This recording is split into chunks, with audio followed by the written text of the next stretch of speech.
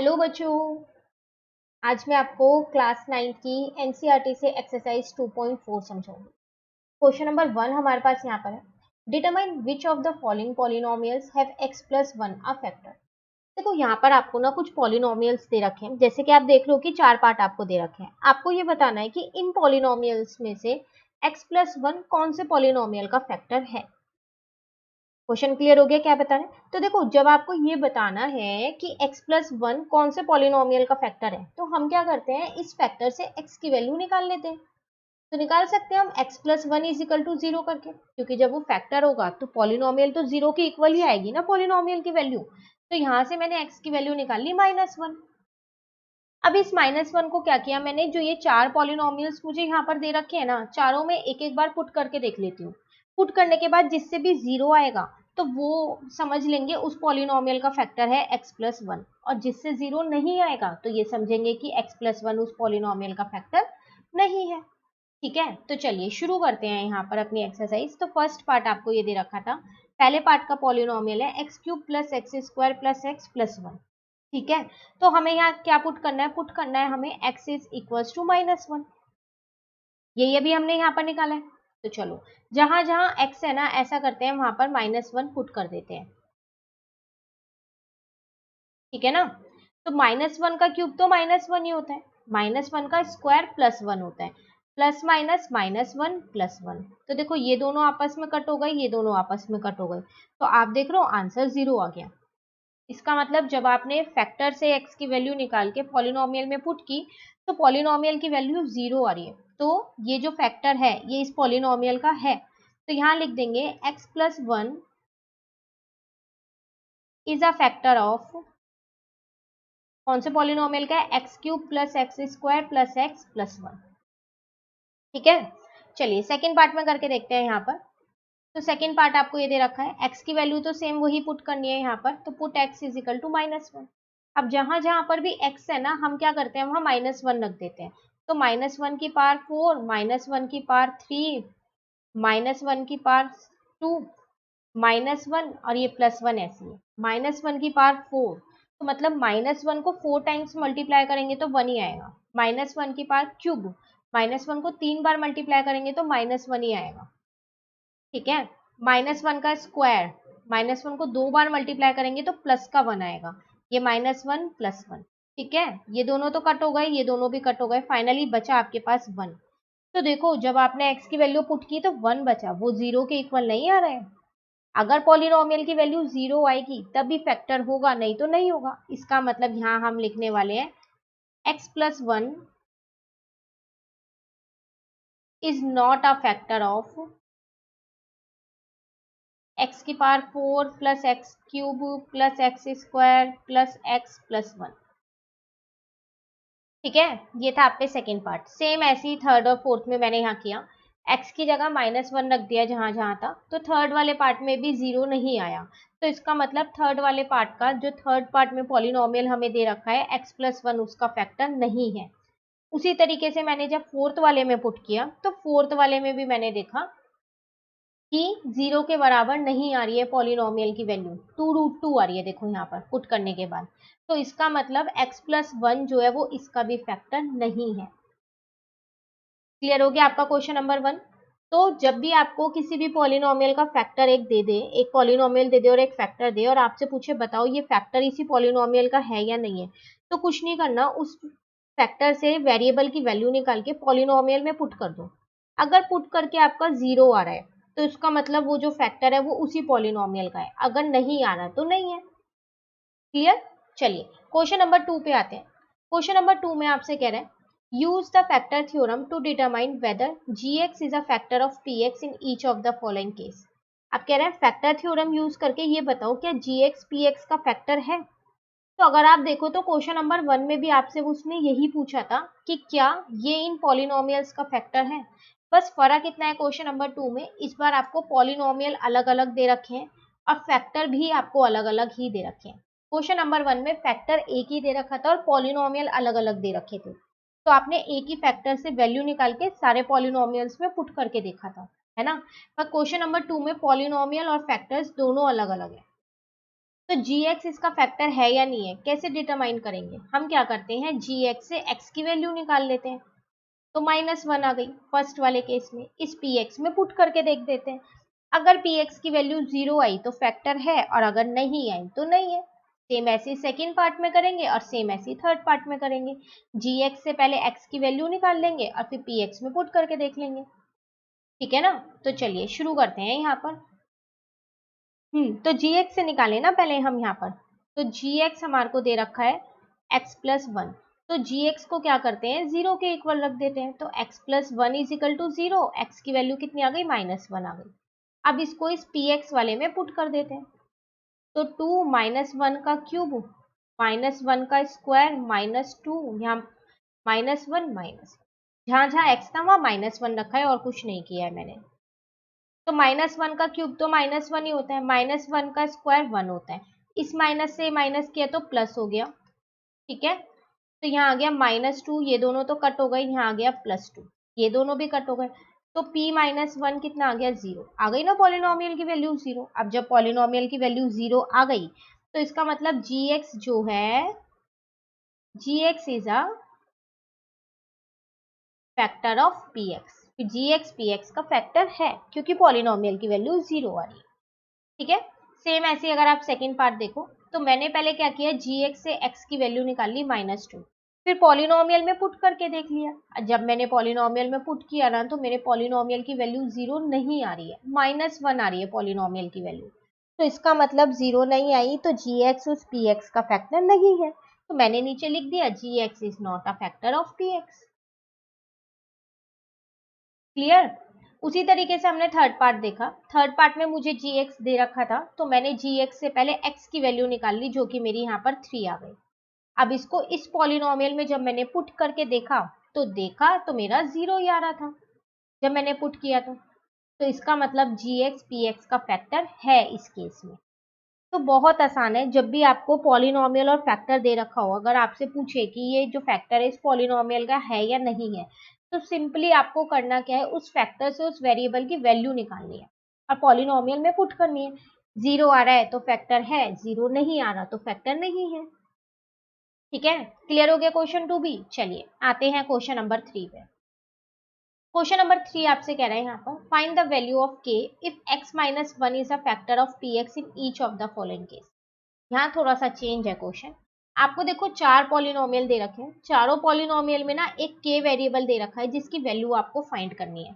लेकिन एक और चीज आपको क्या दे रखी है कि जो x-1 है ना, वो इन चारों पॉलिनोमियल का फैक्टर है। अभी आपको ये नहीं बताना कि फैक्टर है या नहीं है, नहीं, कंफर्म है कि x-1 जो है वो इन चारों पॉलिनोमियल का फैक्टर है। तो देखो, जब ये इसका फैक्टर है तो यहाँ से जो x की वैल्यू निकल के आएगी, वो जब आप इस पॉलिनोमियल में पुट करोगे तो पॉलिनोमियल की वैल्यू 101% 0 ही आएगी, है ना। अभी हमने ऊपर के केसेस में यही किया। अगर हम फैक्टर से वेरिएबल की वैल्यू पॉलिनोमियल में पुट करते हैं, 0 आ रही है तो फैक्टर है, नहीं तो नहीं है।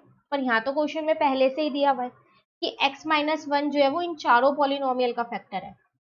तो इसका मतलब x इज इक्वल टू 1 आ जाएगा, इसको 0 के इक्वल रखूंगी तो चारों केस में जो p1 की वैल्यू आएगी, x की जगह 1 रखेंगे तो 0 आएगी।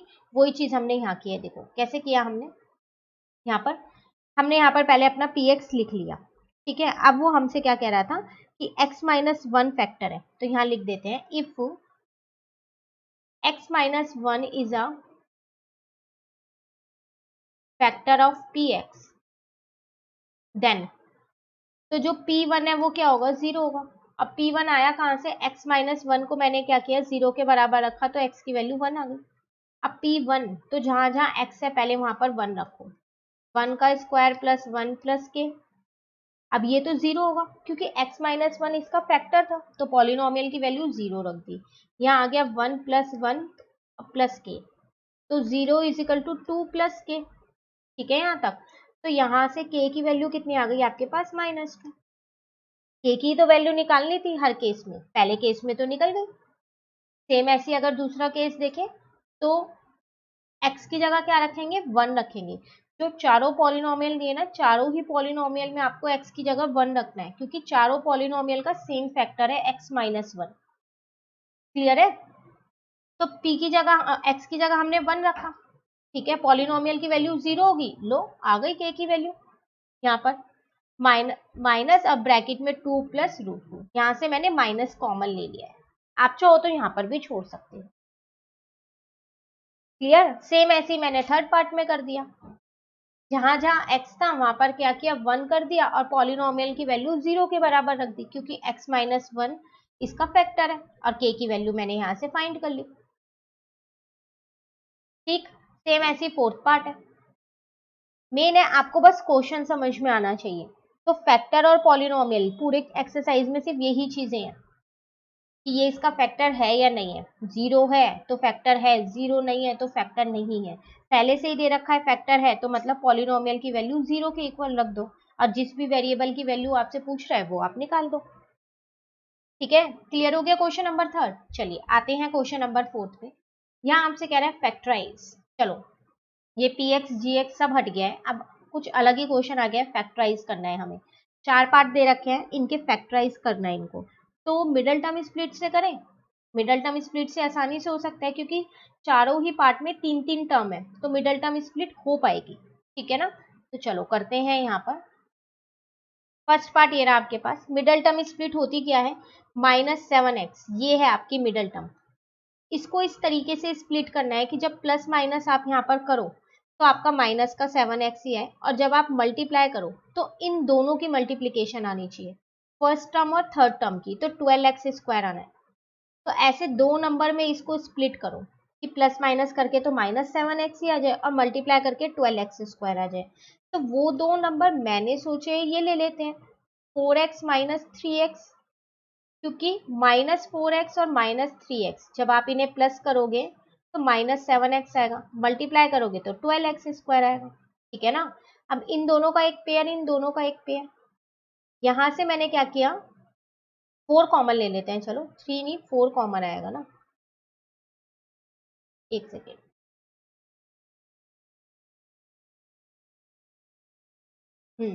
तो यहां से मैंने क्या किया, अपना 4x कॉमन ले लिया इन दोनों में से, तो क्या बचा 3x माइनस 1। यहाँ से कुछ कॉमन नहीं आ रहा तो 1 कॉमन लिया, तो 3x माइनस 1, बाहर माइनस था तो अंदर ब्रैकेट का साइन चेंज कर दिया मैंने। ठीक है, लो हो गया फैक्टराइज, 4x माइनस 1 और 3x माइनस 1 आ गए इसके फैक्टर्स। सेकेंड पार्ट करते हैं, सेम वही, मिडल टर्म है आप पे 7x, इस तरीके से दो पार्ट में स्प्लिट करो कि प्लस माइनस करके तो आपके पास 7x ही आना चाहिए और मल्टीप्लाई करके इन दोनों का मल्टीप्लीकेशन आना चाहिए, मतलब कि 6x² आना चाहिए। तो ऐसे कौन से दो नंबर हम लें, तो 6x और x ही ले लेते हैं। जब इन्हें प्लस करेंगे तो 7x आ जाएगा, मल्टीप्लाई करेंगे तो 6x² आ जाएगा।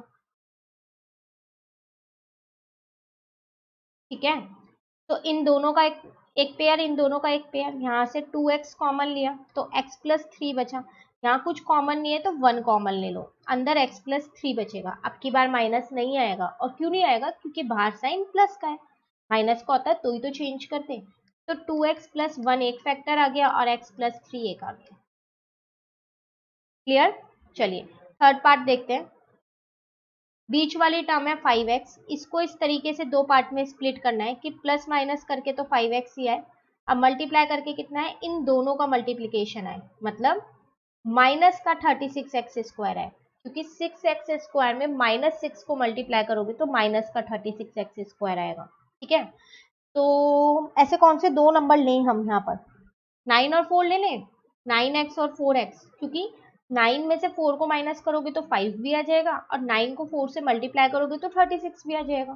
ठीक है ना, तो यहाँ पर लिख देते हैं 9x माइनस 4x माइनस 6, इन दोनों का एक पेयर, इन दोनों का एक पेयर, यहाँ से मैं 3x कॉमन ले लेती हूँ तो 2x प्लस का 3 बचेगा, यहाँ से 2 कॉमन ले लेती हूँ तो 2x प्लस का 3 बचेगा, क्योंकि बाहर माइनस था तो अंदर साइन चेंज हो गया, तो 3x माइनस 2 एक फैक्टर आ गया और 2x प्लस 3 एक आ गया। क्लियर? चलिए फोर्थ वाला पार्ट देखते हैं। x है यहाँ, माइनस का x, इस तरीके से स्प्लिट करेंगे कि प्लस माइनस करके तो माइनस का x ही आए और मल्टीप्लाई करके इन दोनों का मल्टीप्लीकेशन आए, मतलब कि 12x² आए, वो भी माइनस का।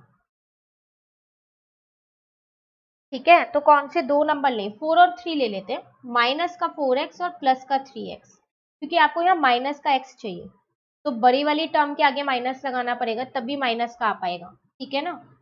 तो 3x² माइनस 4x प्लस का 3x माइनस का 4। अब इन दोनों का एक पेयर और इन दोनों का एक पेयर, ठीक है। क्या कॉमन आ रहा है, यहाँ से तो सिर्फ मुझे x ही कॉमन मिल रहा है और कुछ कॉमन नहीं मिल रहा है, और यहाँ से तो कुछ भी कॉमन नहीं मिल रहा है, तो 1 कॉमन ले लेते हैं यहाँ से। इसका मतलब x+1 और 3x माइनस 4, ये आपके फैक्टर्स हैं। क्लियर, ये था आपके पास क्वेश्चन नंबर 4। कंप्लीट क्वेश्चन 4 भी। चलिए क्वेश्चन नंबर 5 पे आते हैं। कह रहा है फैक्टराइज, सेम क्वेश्चन नंबर 4 के जैसा है, 4 पार्ट दे रखे हैं, करना भी फैक्टराइज है। तो क्या इसमें भी हम मिडल टर्म स्प्लिट लगा सकते? नहीं। क्यों नहीं लगा सकते? क्योंकि देखो क्वेश्चन नंबर 4 में ना आपके पास 3 टर्म थी, तो मिडल टर्म आप आइडेंटिफाई कर पा रहे थे कि -7x है या +7x है या +5x है या -x है। लेकिन अगर आप 5th वाले क्वेश्चन में देखो ना, तो उसमें 3 टर्म नहीं है, चारों ही पार्ट में 4-4 टर्म्स हैं। तो मिडल टर्म कौन सी होगी? यहाँ पर तो 2 मिडल टर्म आ रही है, फिर ये वाली, यहाँ पर देखे तो ये, यहाँ देखे तो ये, यहाँ देखे तो ये, तो फिर मिडल टर्म स्प्लिट तो हो ही नहीं पाएगा ना। तो इसको फैक्टराइज कैसे करेंगे? तो इसको हम दूसरे तरीके से फैक्टराइज करेंगे, ठीक है। और अगर आप एक और चीज यहाँ पर देखो, तो क्वेश्चन नंबर 4 में जब आपको फैक्टराइज करना था, तो जितने भी पॉलिनोमियल्स थे उनकी जो डिग्री थी वो 2 थी। ध्यान से देखो, हाईएस्ट डिग्री सब में 2 है, तो इसका मतलब इनके दो दो फैक्टर ही निकलेंगे। जितनी डिग्री होती है उतने ही फैक्टर निकलते फैक्टराइज करते टाइम पे। अब अगर आप क्वेश्चन नंबर 5 में देखो, तो सबकी हाईएस्ट डिग्री 3 है, तो इसका मतलब फैक्टराइज करेंगे तो इसमें 3 फैक्टर निकलेंगे हर पार्ट में, ठीक है। तो चलो देखते हैं इसको हम कैसे करने वाले हैं। फर्स्ट पार्ट ये रहा है, यहाँ पर देखो करेंगे क्या हम ना, यहाँ पर पहले एक फैक्टर तो हम खुद ही निकालेंगे, और वो कैसे निकालेंगे? ट्रायल एंड एरर मेथड से। अब ये मेथड क्या है? Trial and error. देखो यहाँ पर ना आपको क्या करना है, इसको सबसे पहली बात तो ना आप px मान लो।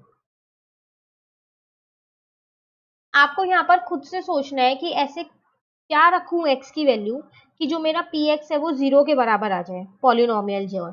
तो ये तो आपको सोचनी पड़ेगी ना, 1 रखें x की जगह तब 0 आएगा, या 2 रख के 0 आएगा, या -1 रख के 0 आएगा, या -2 रख के 0 आएगा, या फिर 0 रख के कोई भी एक नंबर रख के। तो ये आपको सोचना पड़ेगा कि ऐसा कौन सा नंबर एक हम यहाँ रखें कि जो पॉलिनोमियल है उसकी वैल्यू 0 हो जाए। तो उसे ही हम बोलते हैं ट्रायल एंड एरर मेथड। आप रख के देखते रहो, आ रहा है जिससे वो ही आपका एक फैक्टर निकल जाएगा, ठीक है। तो चलिए ट्रायल एंड एरर मेथड से हम क्या करते हैं, सबसे पहले p की x की जगह में सबसे पहले क्या करती हूँ, -1 रख के देख लेती हूँ। मैंने रैंडमली -1 लिया है, आप 0 भी ले सकते हो, पहले 1 भी ले सकते हो, जिससे पॉलिनोमियल की वैल्यू 0 आएगी वही फैक्टर निकलेगा, ठीक है।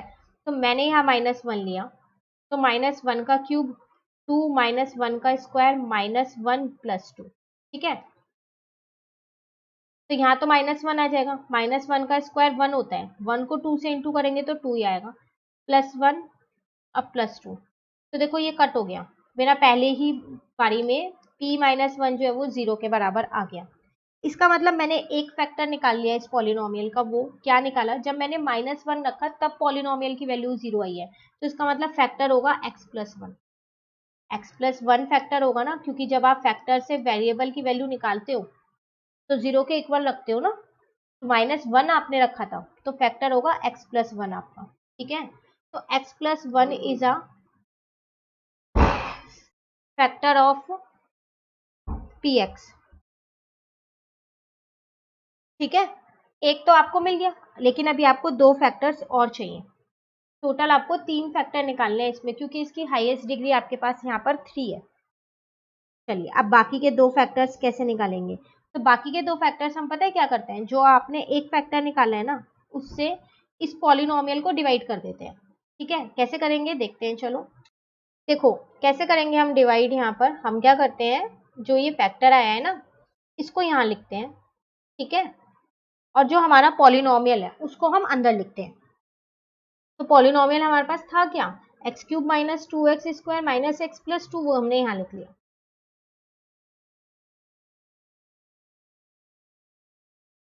ठीक है। अब डिवाइड करना है, तो इसकी फर्स्ट टर्म देखनी है और इसकी फर्स्ट टर्म देखनी है, इनको डिवाइड कर दो, तो यहाँ आएगा x²। इसका मतलब कोशेंट में लिखना है x²।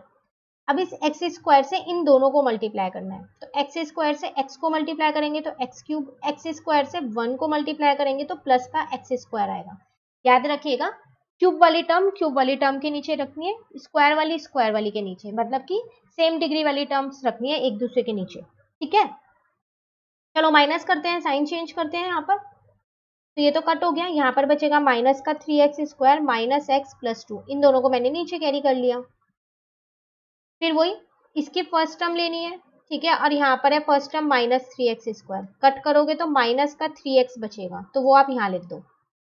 अब माइनस 3x से फिर इन दोनों को इंटू करेंगे तो आपके पास यहाँ पर कितना आएगा, एक तो आएगा माइनस 3x², ठीक है, और एक आएगा माइनस का 3x, क्योंकि प्लस के 1 को माइनस के 3x से इंटू करोगे तो माइनस का 3x आएगा। चलिए साइन चेंज कर दो, ठीक है, तो यहाँ पर आपके पास आ जाएगा 2x प्लस 2।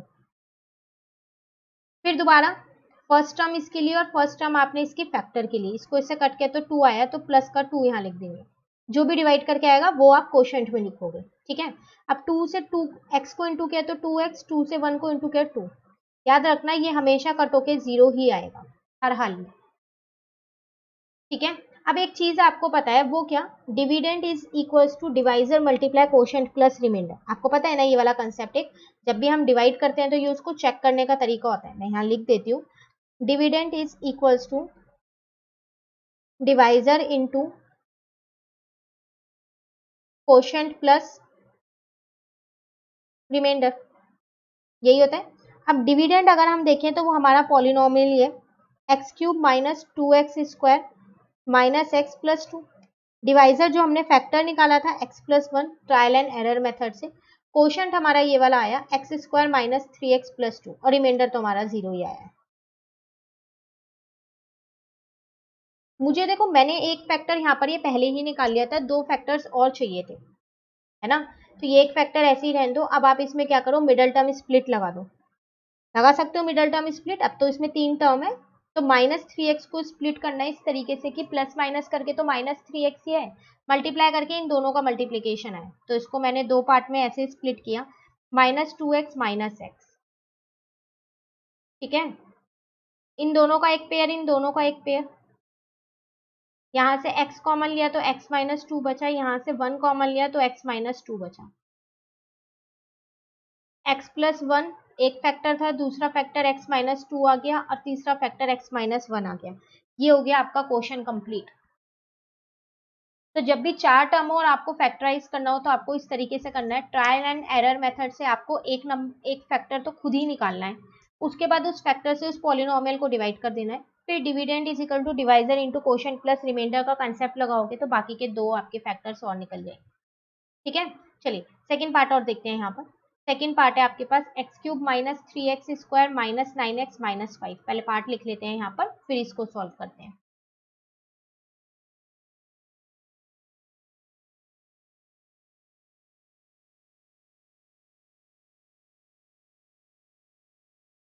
ठीक है, तो इसको पहले px मान लेते हैं, ट्रायल एंड एरर मेथड से एक फैक्टर तो हमें खुद ही निकालना पड़ेगा, तो कोई भी एक नंबर रख के देखो भाई 0 आ रहा है या नहीं आ रहा, वो हमें यहाँ पर रख के देखना है ना।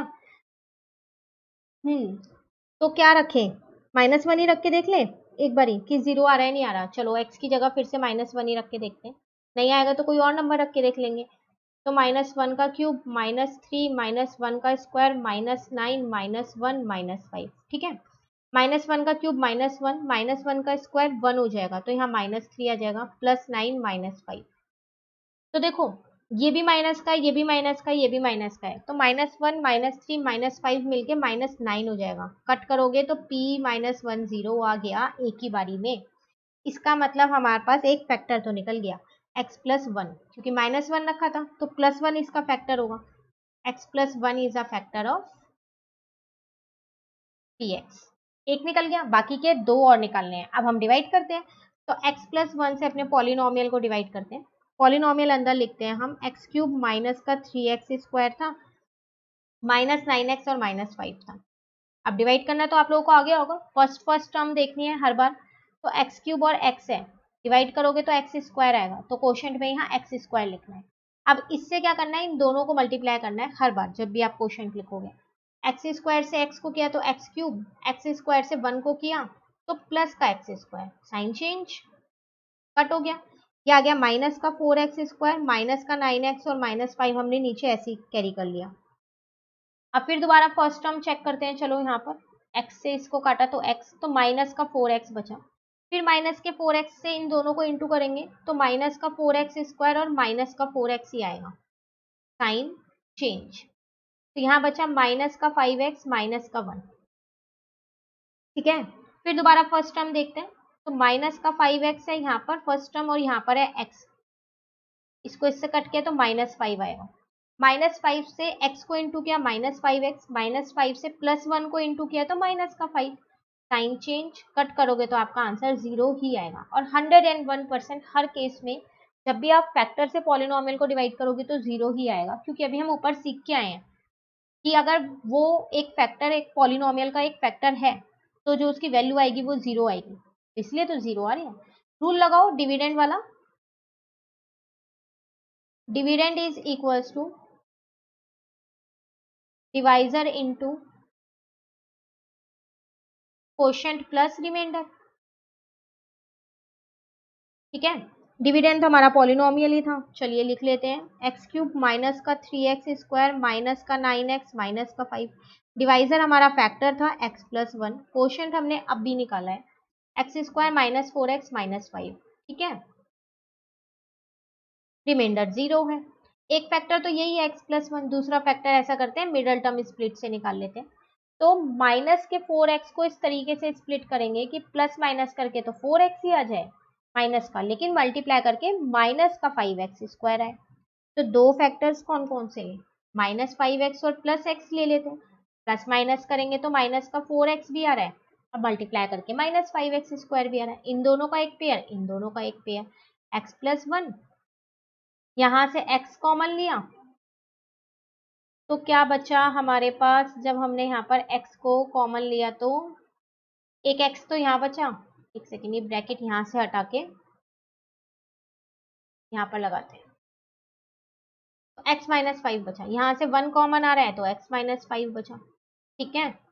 आ गए तीन फैक्टर्स, x प्लस 1 एक फैक्टर, x माइनस 5 एक फैक्टर और x प्लस 1 एक फैक्टर। तीन फैक्टर निकाल लेते, तीनों फैक्टर निकल गए, तो ये रहा हमारा सेकेंड पार्ट,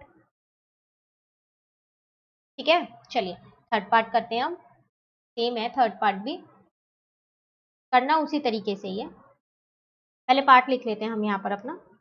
तो थर्ड पार्ट है हमारे पास यहाँ पर एक्स क्यूब प्लस का 13x स्क्वायर प्लस का 32x प्लस का 20, चेक कर लेते हैं। फिर ट्रायल एंड एरर मेथड से एक तो हमें खुद से ढूंढना पड़ेगा, पहले इसको px मान लेते हैं।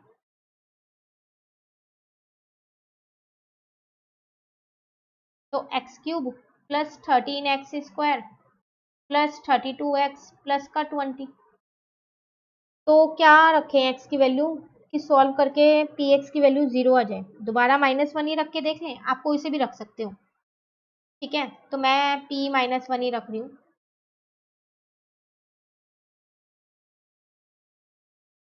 चलिए देखते हैं, -1 का क्यूब -1 का स्क्वायर -1 प्लस का 20, -1 का क्यूब तो -1 ही होगा, -1 का स्क्वायर 1 हो जाएगा, तो यहाँ 13 माइनस 32 प्लस 20।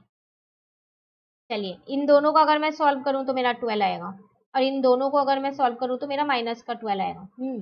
इसमें भी p -1 रखा तो 0 आ गया, इसका मतलब x प्लस 1 है इसका factor, is a factor of px। अगर 0 नहीं आता तो आप x की जगह कोई और वैल्यू रखते हैं, 0 1 2 कोई भी वैल्यू रखे, 4 5 रख के देखते हैं आप, ठीक है।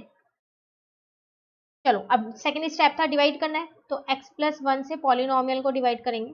तो पॉलिनोमियल हमारा था यहाँ पर एक्स क्यूब प्लस का 13x स्क्वायर प्लस का 32x था और प्लस का 20 था। अब फर्स्ट टर्म देखें तो यहाँ पर है एक्स क्यूब और वहां पर है x, ठीक है। डिविडेंड में ये है और डिवाइजर में x है, तो कट करेंगे तो x स्क्वायर आएगा, डिवाइड करेंगे जब हम यहाँ, तो x स्क्वायर से इन दोनों को इंटू करेंगे, इसको भी और इसको भी, तो एक्स क्यूब प्लस कितना आ जाएगा x स्क्वायर आ जाएगा। चलो साइन चेंज, कट हो गया। तो ये बचा आपके पास 12x², यही बचा। प्लस का 32x मैंने यहाँ नीचे लिख लिया, प्लस का 20। अब फिर फर्स्ट टर्म देखें तो यहाँ पर 12x² और यहाँ पर x है, कट करोगे तो x आएगा, x 12x ही है तो प्लस का 12x से इन दोनों को इंटू किया तो 12x² प्लस का 12x ही आया, साइन चेंज, कट हो गया। 32 में से 12 को माइनस किया तो कितना आएगा, 20x आएगा, प्लस का 20। फिर दोबारा फर्स्ट टर्म देखते हैं, चलो। तो यहाँ 20x है और यहाँ 20 है, x से x कट गया तो यहाँ पर कितना आएगा, इस बार क्वोशिएंट में प्लस का 20 से इन दोनों को इंटू किया, साइन चेंज, आंसर 0 आएगा ही 0, क्योंकि वो उसका पहले से ही फैक्टर है। ठीक है, second step complete. Third step में सेम वही, dividend is equals to divisor into quotient plus remainder. ठीक है ना, डिविडेंड तो हमारा पॉलिनोमियल ही है, तो क्या था वो, x³ plus 13x² plus 32x plus का 20। डिवाइजर था जो फैक्टर हमने निकाला था एक ट्रायल एंड एरर मेथड से। क्वोशिएंट हमने अभी निकाला है x² plus 12x plus 20, reminder 0 है। एक बार चेक कर ले क्वोशिएंट अपना। तो एक फैक्टर तो हमने निकाल ही दिया था x+1, बाकी के दो फैक्टर हम इससे निकालेंगे।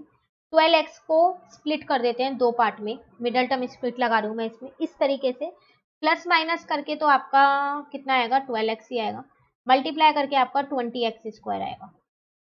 तो कौन से लें, 10 और 2 ले लें, 10x और 2x दो पार्ट में स्प्लिट कर दिया,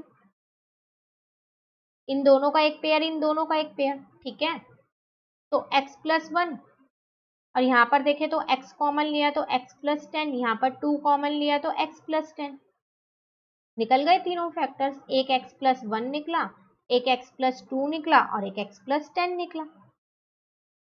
तीन फैक्टर निकालने थे, तीनों फैक्टर निकल गए। क्लियर, ये था हमारे पास थर्ड पार्ट। लास्ट पार्ट रह गया एक और, फोर्थ पार्ट, वो भी कर लेते हैं, फिर हमारी एक्सरसाइज कंप्लीट। तो ये रहा आपका, यहाँ पर x की जगह y दे रखा है आपको, तो ध्यान रखिएगा सब जगह y लिखना है, x नहीं लिखना है। -1 है ना, चलिए पहले तो इसको px मान लेते हैं, सॉरी py मान लेते हैं, x नहीं y मानेंगे। अब y की जगह कोई ऐसी वैल्यू पुट करें कि पॉलिनोमियल की वैल्यू 0 आ जाए, क्या पुट करें, -1 रख के देखें दोबारा, आएगा नहीं आएगा, तीन पार्ट में तो -1 से ही आया, चलो देखते हैं। तो -1 का क्यूब, -1 का स्क्वायर, -1, ठीक है। तो ये आ जाएगा आपके पास -2, ये आ जाएगा +1, ये आ जाएगा +2, माइनस माइनस +2 हो जाएगा ये। ठीक है, यहाँ पर आ जाएगा -1 का क्यूब, एक बार पार्ट देखें, y³ -2 -1, ठीक है। तो -1 का क्यूब किया तो -1 को 2 से इंटू किया तो -2, ठीक है। -1 का स्क्वायर किया तो कितना आएगा, 1 ही आएगा, वो यहाँ लिख दिया। यहाँ पर -1 हमने रखा तो ये माइनस से माइनस प्लस हो गया। क्लियर, तो यहाँ पर ये कट हो गया आपका। ठीक है, अब देखो ये इससे कट हो गया, ये इससे कट हो गया, तो देखा जाए तो यहाँ पर भी p-1 ये आपका 0 के बराबर आ गया।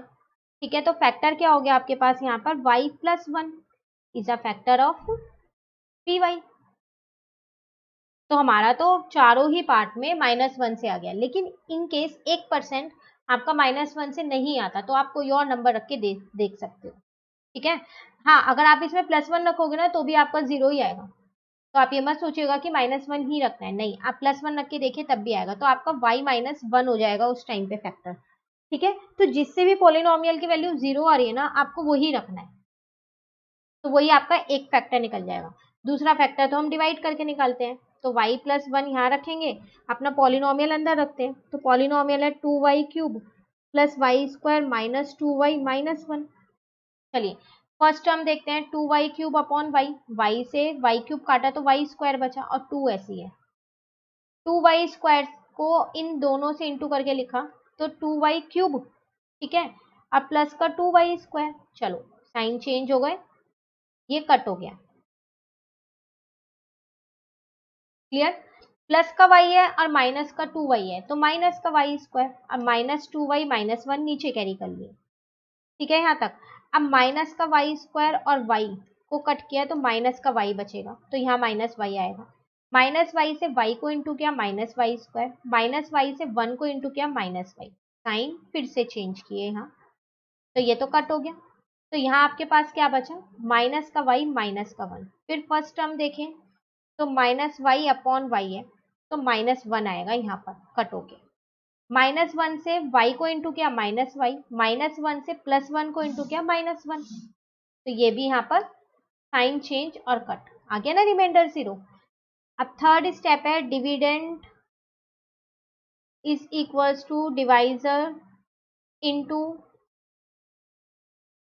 Quotient plus remainder. ठीक है, डिविडेंड हमारा पॉलिनोमियल ही है, चलो लिख देते हैं यहाँ पर 2y³ plus y square minus 2y minus 1। Divisor एक फैक्टर है जो हमने निकाला था, वो क्या था, y माइनस 1, ठीक है, सॉरी y प्लस 1 था। कोशेंट हमने यहाँ पर निकाला है अभी 2y square minus y minus 1, remainder तो 0 है। अब फिर क्या करना था, मिडल टर्म स्प्लिट, तो 2y square minus 2y plus y minus 1, मैंने ये दो फैक्टर्स लिए, इन दोनों का एक पेयर बनाया, इन दोनों का एक पेयर बनाया, तो y प्लस 1 और यहाँ पर आ जाएगा आपके पास 2y कॉमन ले लो, तो y प्लस 1 नहीं y माइनस 1 बचेगा क्योंकि अंदर माइनस है, और यहाँ से कुछ कॉमन नहीं आ रहा तो 1 कॉमन ले लिया। आ गए तीन फैक्टर, एक y प्लस 1 आ गया, एक y माइनस 1 आ गया और एक 2y प्लस 1 आ गया। ठीक है, ये था आपके पास फोर्थ पार्ट। तो आपको अब फैक्टराइज करना आ गया, जब चार टर्म्स दे रखे हो तो कैसे फैक्टराइज करते हैं। चलिए, इसी के साथ हमारी ये वाली एक्सरसाइज 2.4 एनसीईआरटी से कंप्लीट हो गई। अब नेक्स्ट क्लास में हम एक्सरसाइज 2.5 करेंगे एनसीईआरटी से। ठीक है, अगर आपको ये वीडियो अच्छी लगी तो आप इसे लाइक ज़रूर कीजिएगा और मेरे चैनल को सब्सक्राइब कीजिए। Thank you.